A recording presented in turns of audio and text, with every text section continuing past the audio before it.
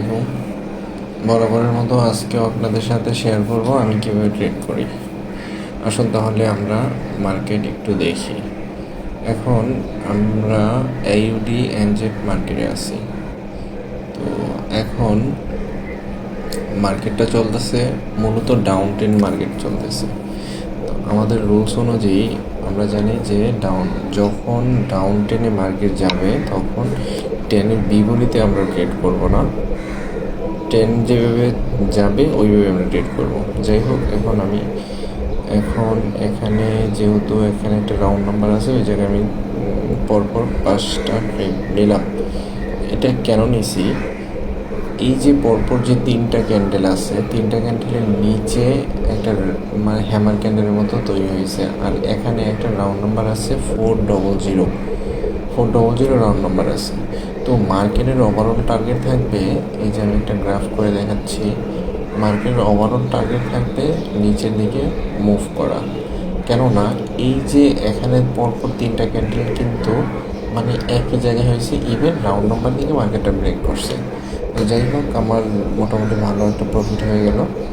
এখন আরেকটা ট্রেড করব, দেখি যদি আমাকে সুযোগ দেয় ইনশাল্লাহ আমি আরেকটা ট্রেড করব।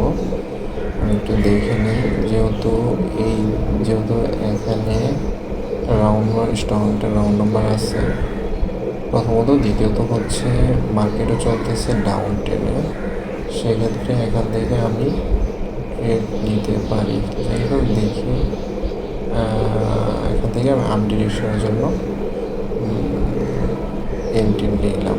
এখন আপ ডিরেকশনের জন্য কেন নিলাম, একটা জিনিস খেয়াল করলে দেখবেন, এই যে এখানে একটা রাউন্ড নাম্বার আছে, ঠিক আছে, 400, তারপর হচ্ছে 300 রাউন্ড নাম্বার আছে। তো যেহেতু এখানে দেখা যাচ্ছে যে একটা ক্যান্ডেলের ভিতরে পরপর 4-5টা ক্যান্ডেল দিয়েছে, সেক্ষেত্রে মার্কেটের টার্গেট থাকবে নিচের দিকে। কিন্তু অনেক সময় দেখা যাচ্ছে যে লিকুইডিটির কারণে মার্কেটের মুভমেন্ট চেঞ্জ হয়ে যায়, যার কারণে আমি 10-এর বিপরীতে এন্ট্রি নিছি। আশা করি আমি এটা প্রফিট হব, তারপরও দেখি কি হয়। মার্কেট তো OTC মার্কেট আসলে ওইরকমভাবে 100% বলে কোনো ওয়ার্ড নাই, যদিও আমি মানে 2 মিনিটের পরে গেছে।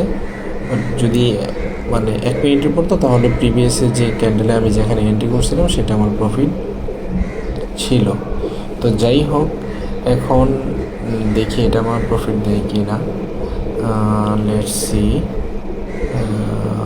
আর 10 সেকেন্ড, 8, 7, 6, 5, 4, 3, ইনশাল্লাহ আমার প্রফিট দিয়েছে। তো এইভাবে যারা আমার সাথে ট্রেড করতে চান তারা অবশ্যই আমার সাথে যোগাযোগ করবেন। আসসালামু আলাইকুম।